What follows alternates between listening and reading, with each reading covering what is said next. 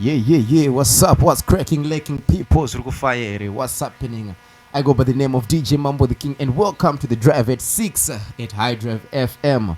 And yeah, today in the studio, on our first episode, I'm chilling in here in the studio with the one and only Slama Boy. Zagamira Sego Slama.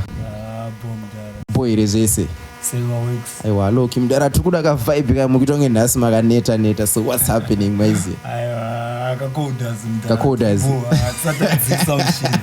Engine zeti Eka aiwa ndiyo yomkuru wangu. Same mix. How's the lockdown going? Lockdown mawani. Paka shata.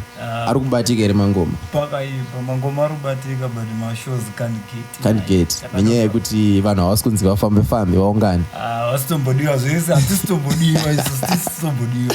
Aiwa ndirikunzwe mukuru. So yeah, before we get into the show, right, Slama, there's something that we want to do for the fans first. Mafans anofanira kuziva kuti Slama ndiani. Slama anoita nezvechi. So the thing is freestyle interview. Why is it? So firstly, I'm going to drop a rhythm. Dance or rhythm. Obvaita zvaunoita. Pariri. Why is it? So that my fans, they can know kuti who is Slama and anomboita nezvechi. Ready? You are ready? Yes, sir. Pause, yes. Pause. Aiwa, let's get down to it. DJ Carter, are you play the biggest speed of them? Yo! Saka nunati. Saka head no. Sound boy. Ready party artist. Saka. It's Goma. Part up on Mambo Chinzwe. That's it. Now divinity. Mugeta katishaisa dignity. Saka nasi dauya kuzoyipedzera anboisisa infinity. Ndichiti andibrukansitwereti. Ndoramba ndichishanda buda sweti. Yange zvinhu zvikapinga sechipeneti. Nyengereremo mkona nemasheti. Ndichishanda seguma. Mwetina ndokudzinga puma. Se hasla mire kzuma. Anire kzuma. Shikanda puma. Listen, ndati kutya namondo kakakondifosa kuti ndenge masena yavanobakosa enda zvichidola for two izveti chete kana mari zvichidzosa pane mari pese ndogara ndakasosa. That's why sometimes the border ndichimbocross pampanhoda masebhotobliko sebochincha tumatapanais tumatsintwe kubosa tsagandai ndiri kutsvagandai ndinopfuma bata jongwe muromo ndakananga grafti ndichidzoka na 7 PM ndoswera nchitengesa madhiski ndakamira zvangu paspeed yayekwa TM usafa nzorobodza ukandiona kumusika ndichiloda AVM shamwari nditori nechistiko chekuzofamboka neBM. Slama Boy. Zagamira sei. Boy, awa ndirikunzwa kuti kubosa. Ndinoda kupedzera mageto youth. So yeah. Welcome to the segment right now to Drive at 6 with DJ Mambo the King.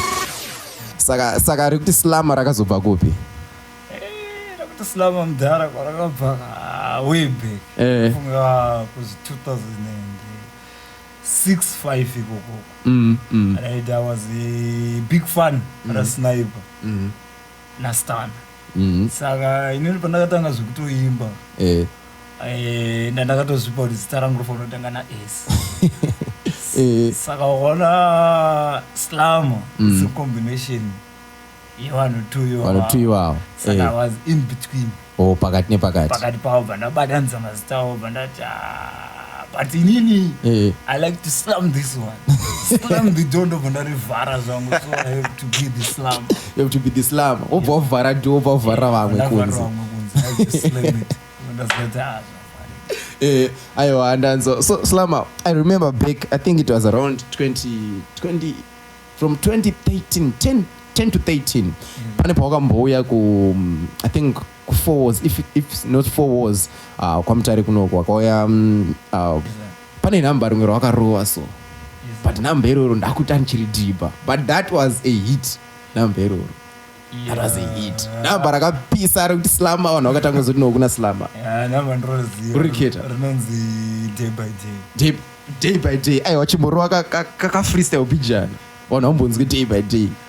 Nanzi baby skwedera padhuze ndine mashoko andoda kuti ndikuudze ndoda kukuona everyday ndichikubvunza baby uri sei ndoda kukuona day by day ndokuda zvakanyanya handizive nei ndoda kukuona manheru nemakuseni ndogara newe semwana wechikoro nepeni nekuti unonditonhodza kuita kunge feni that's why ndakakuintrodusa kwedu kudheni manheru ndokutaimira ndogara padreni ndozviziva nange uchibika mukicheni. Yes, something like that. Slama boy, make them know I want a panzo slama. So I remember this track. I was still young during those days, but then to primary. I think primary around high school, but nichiri mfana. No number I pisa pa ghetto number ero. So I remember kuti mamtari wakashika pa peak. Bekuti apana kwakusingazikana unzi slama kwese wakarira. Check. What other artists wakoita ma collab nawo mamtari mnomo? Mambo by that time banansanda nema collab vana ndinofunga waiona competition inga iripo kuti pane mabhato vano havangostatsinombowana because kutown kwa kuna ifinton na Tony D kugeto kuna Jusa Yangwani saka collaborainetse because papaneka kupimana vana vangasatonyatsadini kuzivana wirirana ngoma dzadzanyatsowanda but amakolabo akatanga kuita ndofunga ndawa kuchipinge man. That's when I did my first collab first song on the Mad Boss MAD Boss at Harare and then do kuzongoita ma collab nanasi. Okay, yeah, because I remember back in the days right away when I drew some post yes my pisa zema show maiti mukasika pa show na juicer so waizoita ma one poster na slama. Yeah, in case you've just joined us, this is the Drive at 6 with me, DJ Mambo the King, and I'm in studio na Slama kwa mtare kunoko. You know, he's just telling us more about his tracks pageta ma collabo nebano, and he's just giving us a freestyle and an a cappella of one of his maddest tracks, Pisa Cheo. So Slama chikoro wakafasha ko? Chikoro ndakafasha muno grade 1 to 7 nadza pachikanga primary. Form 1 to 4 ndakadza pa St. Joseph. All right, St. Joseph. Saka ndakatokurira muno. Ghetto mtare. Yes sir. All right. So what's the relationship between Iwewe now ne vamwe vanhu ma artist ema mtare munomu? Une iri vanhu unoona kuti haidzi ndedzimudanga chaidzo o munomboita mabifu nevamwe vanhu pano munombobhifana nawo iri because ndonzwa kune mwefesi anzi chianko so ndombonzwa kuti mfesi anombokanda madhisi achimbodai pane iri akambokanda kuna Slama kada kuti mambo shango ndechangu chemudanga kunoku vanoziva ndodya munhu mina ndosiya munhu ari noziles saka vatombotange izvozvo vangatomirira kuti ini nditange hondondo dzandagara po ndiziva vachimirana najusa aitondityiro nyaya dzehondo ndosaka makolabho anga asingamutori munhu wehondo. Yeah. I feel you. So any new tracks now? What's happening? I've got a new track randakapi on a Troy Simba. Big shout out to Troy Simba, Holy Side Music, Runzi Mpakati. So we are going to play that song before you tell us about your other projects, Mama Arukuya, in the future. So to our dear viewers and listeners, I just want you to feel this track produced by Troy Simba, Holy Side Music, Runzi Mpakati. Rinyoan changu bakubu.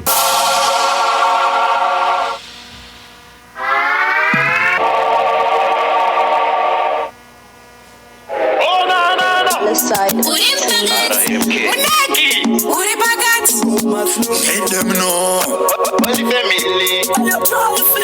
Ndakakukakata sekumbe zvanofuka rudobva rwatapira pambakata unge shuka takakare chakata tukachikakwata vuya vamo kubinanano sana lesluka chindibata onyatsondipakata ndoda iwe cheta ndba kushafa kunge shuka saka senga moyo wangu kunge bere ndikakushaya bebi ndotora sanjere handisipere asikandiramba mwana sikanashuwa ndotoredza pane love potion endakatengaof uri pakati pemoyo kunge semeluna vauf bebi uri mupakati nyango kati zvakati I can give you all the above. Let me know. Kana wauya ndofila beta uripo andimbaneta ndokutoa uri kuresile tata kudikaisha bila tango chata uri mpakati we moyo wangu uri mpakati tashiwana nakamira pa highway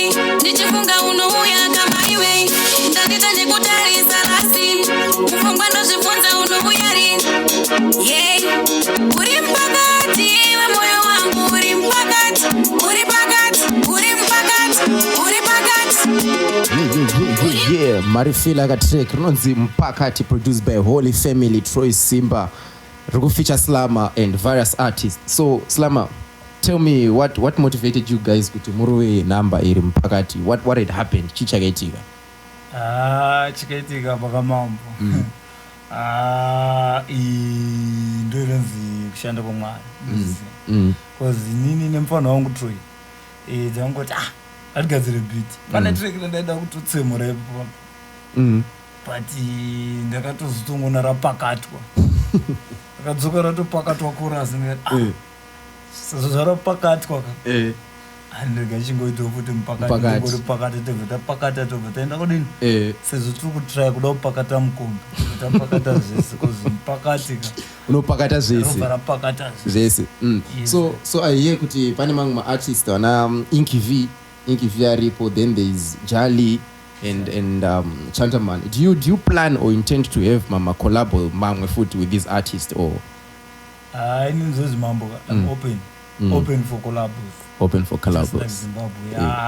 Izvotoda kushanda. Zvotoda. Azotaridza kuti ndiani adoshanda neni kana ari kutotanga kutonyuka izvozvo. Hazvina basa nemafees kuti ndipe mari yakati zvatonzwa mamwe maartist achitaura. Uri kuona chinoitika mambo muindustry. Vamwe avo vanozvivalue but inini kumasaidi kwangu handiwani mari pakolabo. Ndowana mari kushuwa.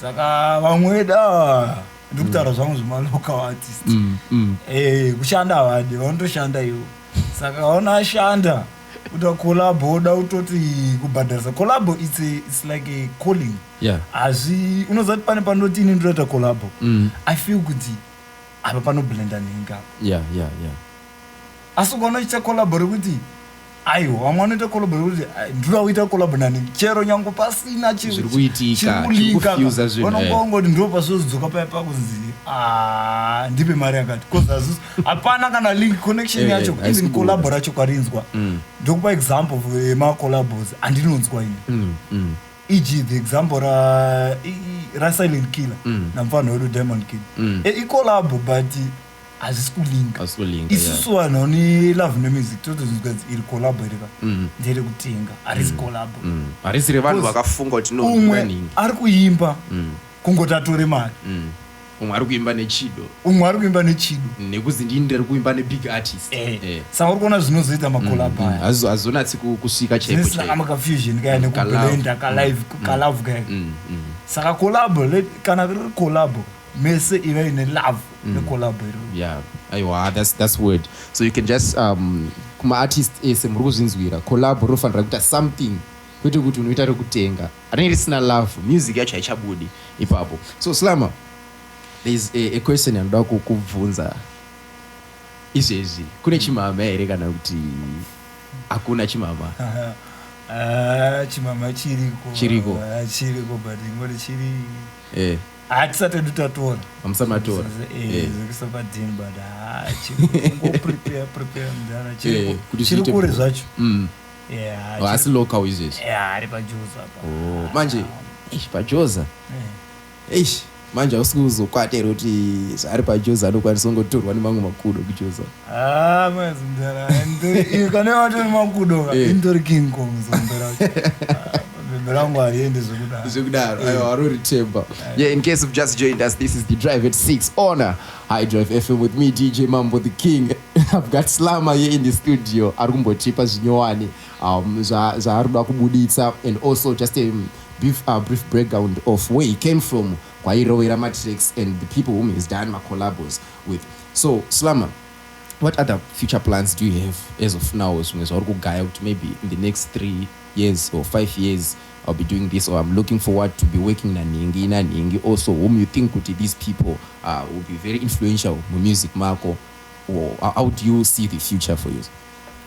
Mambo future right now inini ndikati pagore rinori firstly lombobvuta chini dakwenda nechimudzi chizoke pachachiri uchachamboenda ndakambobuda ndikaenda kuchipinge ndikagara working nechipinge ndikagadzira zita ikoko ndokwandakazonodzokorodza fashi chita zvinandoita zvefashi saka ndakagara 3 years saka pandakadzoka isu zvinozoti takaputika kusina radio saka potakadzoka ini ndakatopanika kuti radio then what am I going to do ndoziyani manemu zitinitinawo pamwana waisvika vamwana vaitokumbira vachitokumbira mike pashow ndo vakasvika vatokuredhika asi tasikavhari redio ano panzi munhu aitombokuti uri pastage yoti ndiri kukumbirawo mike ndo vakasvika vakawanda ndiye akutonzi akupisa vakatowanda vakawanda vacho ndo vatorichi. This reminds me of this song that you did. Pane song imwe Slama yawakarowa handiti Holy Side Music again. Pane zvawakataura Slama panhamba iroro handiti uchiti vamwe vari kuita something paradio. I just have to play that track. Mafans mumbozvinzwira song iyo yaSlama produced by Holy Side Music, Troy Simba, Hobos Rhythm version. Maizi. Introducer, Troy hana kumbasa to producer. Saka nene ndati let them know. Slama boy, make it a kalisa pachigaro. Sama babona asan biskwe kupu. Troy Simba sani papurire msemple newa pana noa kwaza ne supu. Aba idongi nyama, asere sane moto. Tiwa ito nyama, tasanga ne udo. Achisama kumas kuchupita. Kuno bata ko Pluto. Aba idongi nyama, asere sane moto. Now we are the best. Blakatimbo kudika Tabunga itase musuto Twice batisi tep Zinoro mkaza company Tobati for life was Simango masoza Kuimba ipupu Senete mafanzi taguda mataipas Intini kuwa femesa pa nation Fermentation Bobuda se biogas Abai nongi nyama Ndawa mwisa bura 24/7 Zika pweso fakas Abai nongi nyama Asebe sane moto Tiwa ito nyama Tasangane undo Achisama kumas kuchupita Kuno bata ko Pluto Abai nongi nyama Asebe sane moto Waita nyama Tasangane undo Now we are the best Blakatimbo kudika Tabunga itase musuto Nawatisiya tichitonza Shedu se hoshwe Bese pata famba tosia masiriri Nekuti chi industry Chiboto Ndosaka chichigara patopu Sachi gwingwiri Chichivarovera mabambamu Witindimira yedu ndoza itori Oita manso Saatamu Pamapiko kuseva nebrokoli Watinenge niri pisi pafoni Kufona Kuti ndichageka show Umwe akupatara tumafisi Kuretio kuti aridzwe kawani kumafo Inongi nyama Asevesa nemoto Yeah mapafila pananga ndichitaura pacho ipapo pekuti zvanzi pane vamwe vari kubhadhara kuti varidze ka1 kuma4 anzi chii chiri kuitika Slama chii chiri kuitika ipapo anyway ayo ndoipindura kwazi ndakaimba but ona zvinoitika inini it hurts sezvori munhu wemusic unoziva isusu takasiya chikoro because of music ende kunawo mwana anouya kutamba kumangoma ndowana totora kutaurayo kuti some people vanenge vaine mari ukona but unonyatsoona kuti chipo hapana but magetawits chipo chinenge chiripo but mari sometimes vona pasina yekuti even akwire bhazi chaicha kuendesa mangoma saka those people ndo vanaida kutaurira ivavo kuti tiri kuzivai kuti kamari kamunako ndokega kari kusustina imindustry not lyrical content yenyu ndo zvinaida kutry kuexpressa kuti vanhu vazive kuti vamwe vanoka the sustained nekuti vane tumari because magetawits asina mari ndo kutsikirwa kwavanenge vachiita in terms of financial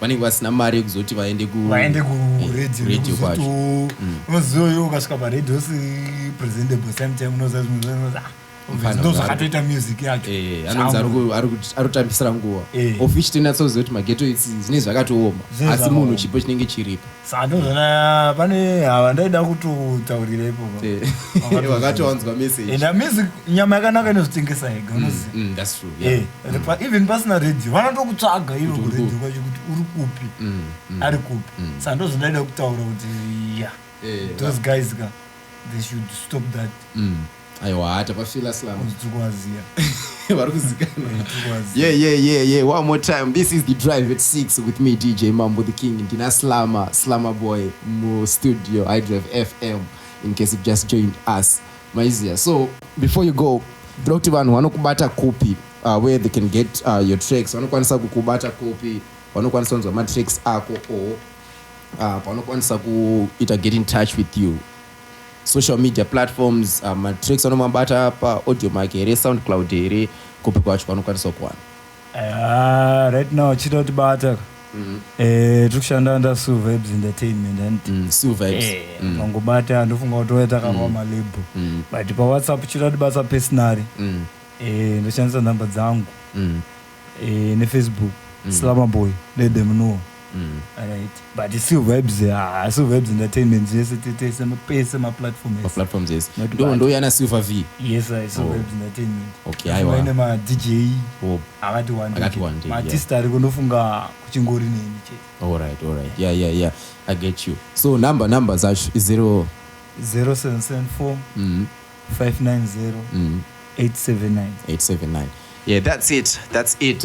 Guys, Mangozinzgiro, we had Slama in the building. Slama boy, let them know ane makore ari muindustry kwamutare kunoko, you know, zakaitika zikamboitika kambobuda just like he said, but now he's back anzitadzoka kunotora chimuti and he was giving vamwe vanhu vaya vari kuita zvekubhadhara music advice kuti chimuti chakuya kunotorwa. So yeah, it's been nice hanging out with you guys. Until next time when we got another artist, it's the Drive at 6 with me DJ Mambo the King, freestyle and interview. We out. This is your radio.